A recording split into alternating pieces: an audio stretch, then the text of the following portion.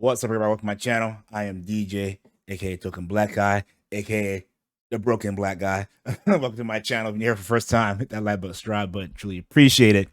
Yeah. So like I said, I had surgery last week, so I'm down one arm. So looking like I got a club right now, but doing all right. But let's get into this breakdown of episode 7 of The Last of Us. I really enjoyed the last episode. Like I said in my review, I never played the DLC, so now we're getting the territory of the game that I have no clue about or have no experience with. So it's kind of good going in there blind and, with no internal bias or whatever. So, but I enjoyed the last episode. I knew of Riley and all that stuff. I kind of knew the concept of what was going on, but I didn't know how it played out. So compared to the game in this. So let's check out Mr. Eric Voss got for us. He's always one of the best that does the breakdowns and everything. So I really enjoy his work. Make sure you go over to their channel and subscribe to them.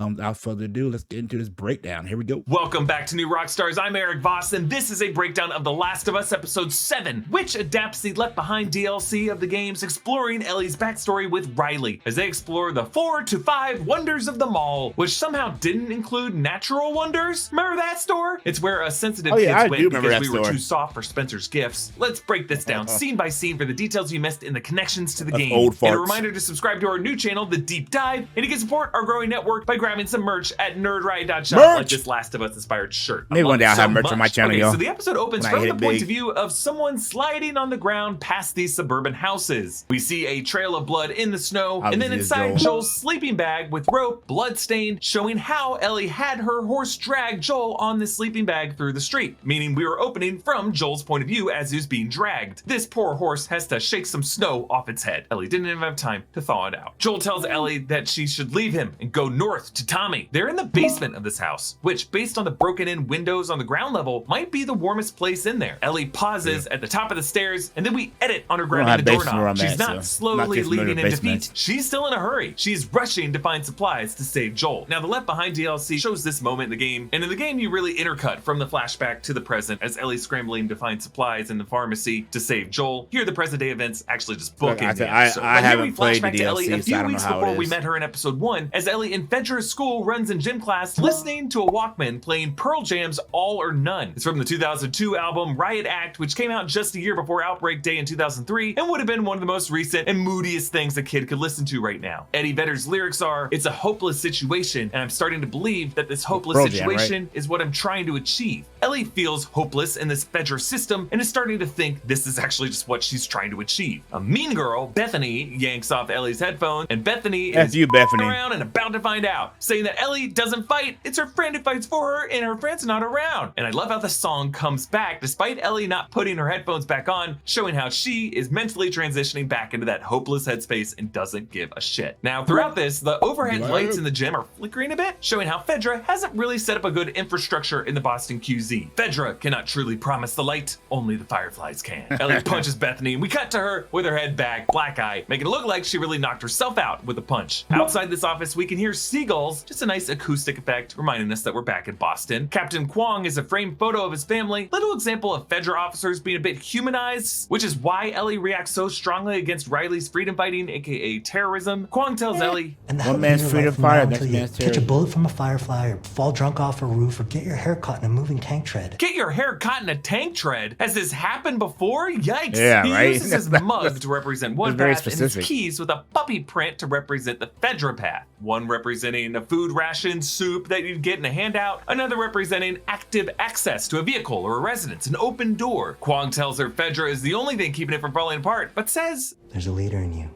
And one day, I feel like I've seen him with something before. Yes, the one piece of actual valuable advice he leaves Ellie with. He reminds me of BD Wong, but not with Joel have that. to step up as the leader. In Ellie's dorm, we see dinosaurs and a like lunar chart and space shuttle drawings. Again, Ellie is fascinated by space travel and Sally f***ing Ride. Too. And I love book, space. no pun intended, the first volume by Will Livingston, This Oughter Be Good. And on her walls is a poster for the 2000 movie Red Planet, and behind her bed, a poster for the 1987 Dennis Quaid film Inner Space. Ellie reads an issue of Savage Starlight Twilight. This is issue number 8, Negentropy, described as, with Captain Ryan's leadership and Daniela's technological expertise, the raids of the Last Watch have become ever more daring. As a scientist, can she bear to use her gifts for destruction? You actually find this issue later in the game in the Lakeside Resort on a green bench, the part of the game that we will likely see next episode. The pages Ellie reads here show Captain Ryan and Daniela blasting through a door. But keep in mind that description I mentioned, the idea of a doctor using their gifts of science for destruction. I'll talk about that a bit more in Spoiler Corner. On Ellie's nightstand is her switchblade, the one given to her by her mother, and around the room as she sleeps, we see cassette tapes for Etta James and the hits of a-ha. a-ha's Take On Me later plays in the mall, and the song has a major significance to both Joel and Ellie in the games. There's also a poster for Mortal Kombat 2, a game that they'll play in the mall arcade, and was referenced by Ellie back in episode 3. Now there is an empty bed in her room in the Left Behind DLC. Riley comments how Ellie's lucky for still not having a roommate in the bunk bed above her. And here, Riley sneaks in and puts her hand over Ellie's mouth. In the game, Riley jumps in and bites her neck, pretending to be infected, foreshadowing both of these girls getting bitten this episode. Riley confesses that she has joined the Fireflies simply by showing Ellie her gun. In the game, Riley shows Ellie her tag necklace, but it's interesting how the gun is enough for Ellie to know that she's telling the truth, because there's no other way Riley would be able to get a gun. As they make their way out into the night, Ellie mentions a 7-Eleven incident that burnt off one of her eyebrows, which explains why part of her left eyebrow is singed off. No thanks, I'd like to keep my other eyebrow in one piece. Ellie's flashlight glitches. Firefly lights are better.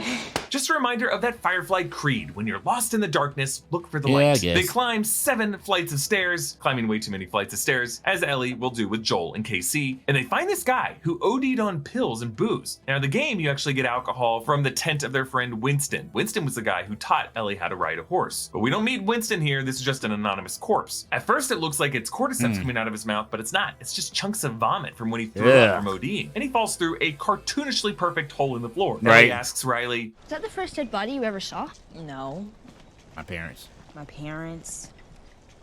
Yeah, sorry, I know. I mean, I knew that. Yes, so Riley's backstory is that when she was young, her dad got infected and tore her mother to shreds. And so Riley was forced to kill her dad. I did not know that. Riley lets Ellie hold her gun, and it looks like this is the first time Ellie has handled a pistol, which gives greater significance to Ellie cradling that pistol back in episode 4 when she kissed it. In that moment, she was remembering Riley. They make it to the Liberty Gardens Shopping Center. This is the mall in the games where Ellie and Riley goof around in. Riley explains that when Fedra connected the nearby block to expand the residences, the mall lights came on too, which allows Riley to give Ellie this wonderful gift. Ellie's Fedra flashlight flickers off, and so this Firefly gives Ellie the gift of light, as each row of stores lights up like a Christmas tree. Compared to the game, it actually seems like Riley did a lot more to plan out this night for Ellie. Rather than it just being a gift of them going to the mall together, Riley planned out a schedule for Ellie. a-ha's Take On Me plays, which in addition to its significance to Ellie and Joel later in the games, it also is just a great 80s song playing in a shopping mall. Shopping malls are kind of a symbolic rite of passage for kids who grew up in the 80s. Now in front of the cinema is a movie poster, Dawn of the Wolf. This is a fictional movie series in the games meant to parody Twilight and Twilight Breaking Dawn. Really? Joel's daughter Sarah actually had a Dawn of the Wolf poster in her bedroom in the game, and you'll notice in the box office there's a poster for a Bill Murray Scarlett Johansson movie. This is Lost in Translation, which has a tagline, "Everyone wants to be found," which of course also really applies to Ellie on this journey. Also, it's interesting how in all of the looting, someone took the time to tag this Lens Crafters ad with luscious lipstick and the woman in the E-Spirit ad to be missing a tooth. This was either Riley herself or the Cyclops from Shrek the Third who rips stamps off letters. See, I remember all messy chaos bitches. They wonder why anyone would ever wear Victoria's Secret lingerie, and Riley says she imagined Ellie wearing it, making her laugh, but you can see how this flatters Ellie a bit. She fixes her hair in the glass reflection, and her face floats over one of those mannequin busts. There is just something about shopping malls with those Abercrombie bags that sexually activates every teen. For teenage Eric, it was the unicorn wind chimes and natural wonders. The shirts at Hot Topic were just too aggressive. As they go in the game, they find a carousel. One of my favorite moments in the game because you stay in Ellie's point of view as the mall spins around you. But this carousel has an interesting song.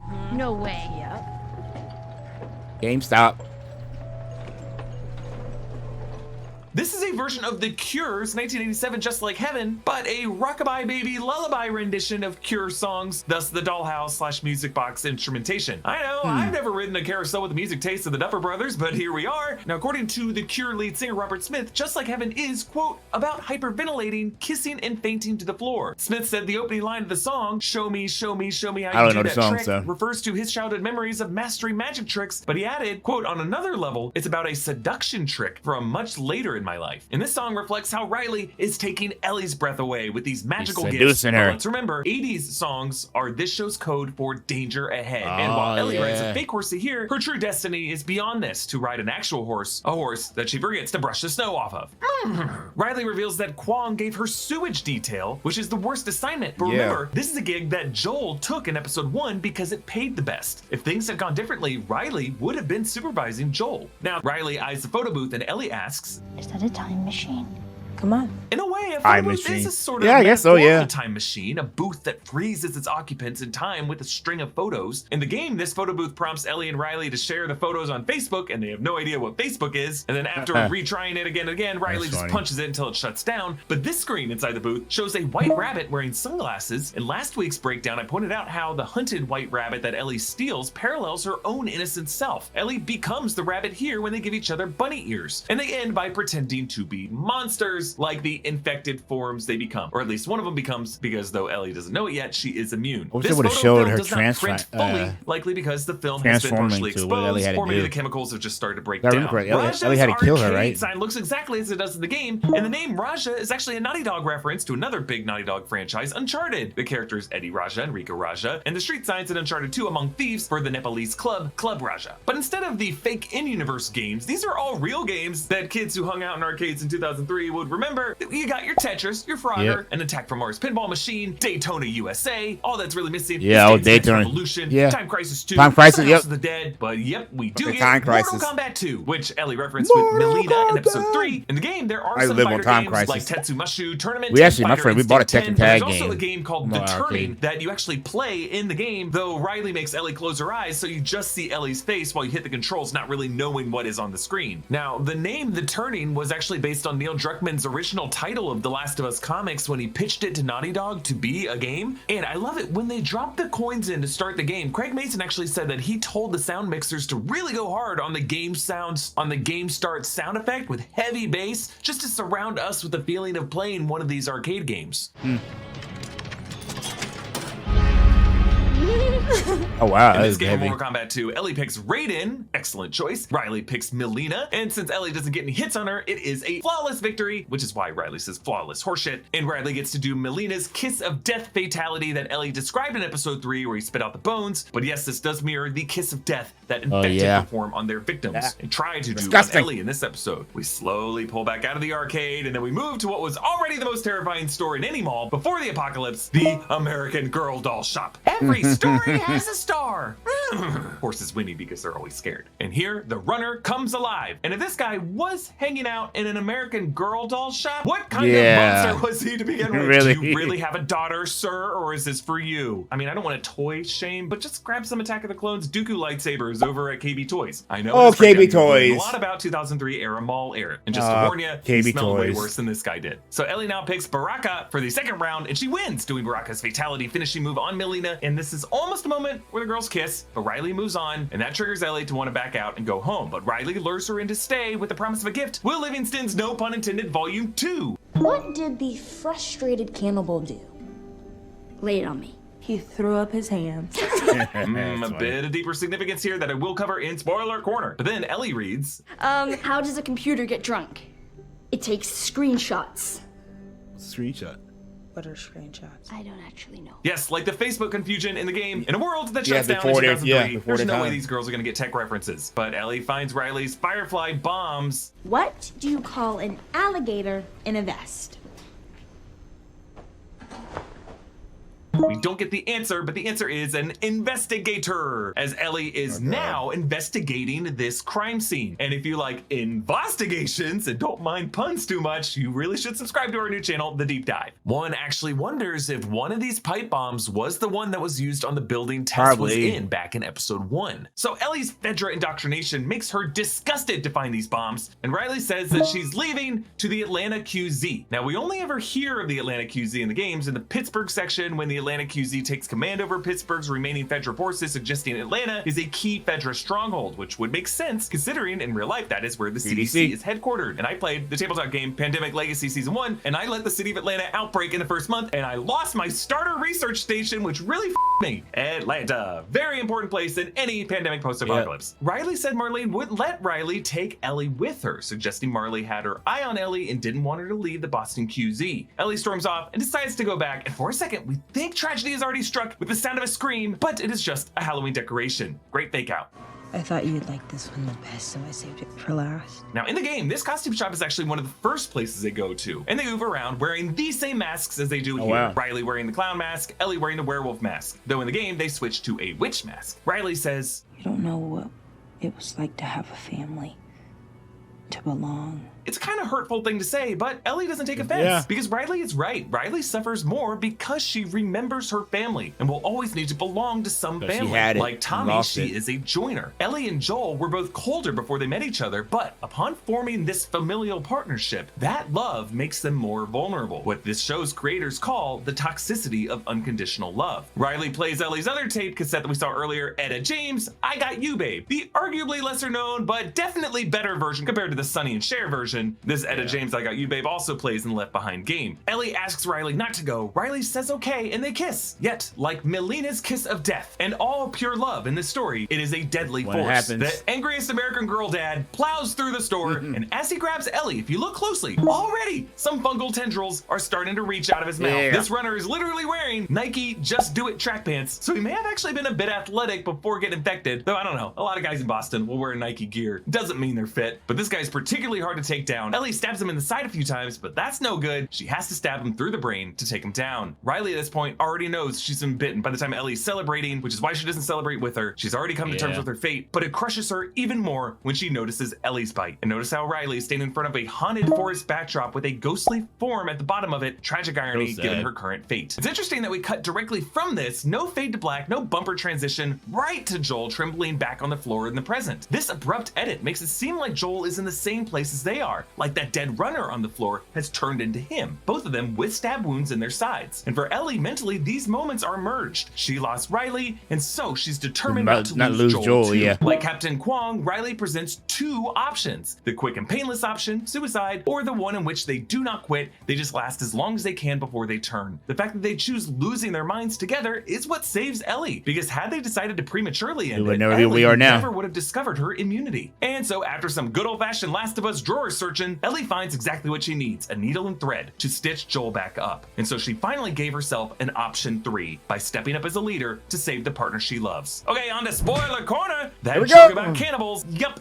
gotta be a nod to the group of cannibals Ellie's about to meet next week, led by David. And that Savage Starlight issue about a scientist using their gifts for destruction. Big spoiler if you have not played part 1 of the game coming up here. I think that is setting up the ethical dilemma that we will face in the finale, when the doctors at St. Mary's in Salt Lake City intend to operate on Ellie to remove the cordyceps from her brain, an operation that could save humanity, but will kill Ellie unless Joel intervenes to stop it. And yes, it adds a deeper layer of tragic subtext to have Ellie and Riley listening to Aha's Take On Me, considering that will be the song that Ellie plays on guitar for Dina, her future girlfriend, assuming they adapt season 2 from part 2 of the game. Okay, a reminder to subscribe to our new channel, The Deep Dive, and you can support us by grabbing some merch at nerdriot.shop. Another good breakdown by Mr. Eric Voss. Like this Last of Us Look for the Light shirt, and if you want me to cover it back. There we go. Yeah, another good breakdown from Mr. Eric Voss. Again, like I said, I haven't played this part of the game, so it was all brand new to me. So seeing some of these details was very good. More of an explanation that I got to understand. I said I'm enjoying this show. I've said before, I think it's one of the best adaptations of a video game that it ever has been, whether the movie or TV show. I know they've changed some things along the way, but overall, it hasn't changed the essence of what The Last of Us is. So I'm very happy with what's going on. I could sit here and nitpick all day long, but in general, the show's been very good. It has a very good emotional moments, has action moments. Makes you think. But yeah, let me know down below if you've been watching the show, what you think, if you played the game, if you played the DLC, if any other little facts or knowledge you know, drop a comment down below. Make sure you follow me on Twitter as well as here so I can subscribe. But next time, guys, I will see you when I see you. Peace.